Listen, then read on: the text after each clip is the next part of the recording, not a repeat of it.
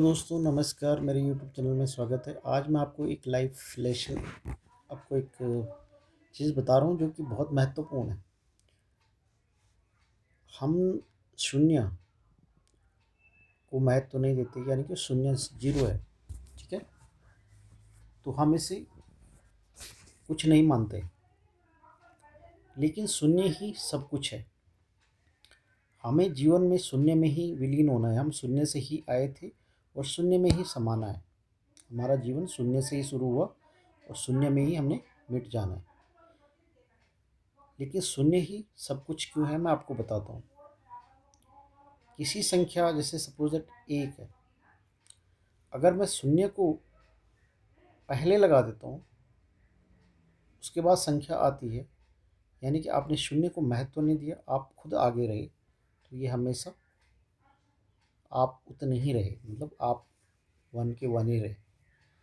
लेकिन इसी शून्य के आगे मैं अगर शून्य लगा दूँ तो ये आप 10 हो गए, यानी कि आप 10 गुना हो गए।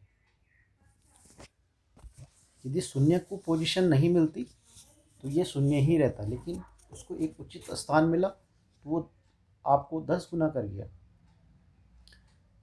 तो एक विद्यार्थियों के लिए एक बड़ी सीख है कि मान लीजिए कि आपका गुरु 1 है, 1, और आप शून्य हो, क्योंकि शिक्षक स्टूडेंट जो होता है शून्य की तरह होता है एक टीचर के लिए।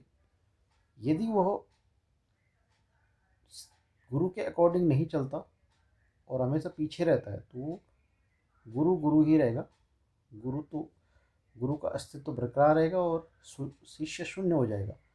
लेकिन यदि गुरु के आगे शिष्य रहता है, उनकी बातों को मानता है, उनको फॉलो करता है, तो वो हमेशा 10 हो जाता है, यानी कि 10 गुना, यानी कि गुरु का मान जो है, गुरु के मान का 10 गुना बन जाता है। तो देखो, यहाँ पर शून्य की कोई महत्व नहीं है, यहाँ पर शून्य का बड़ा महत्व है।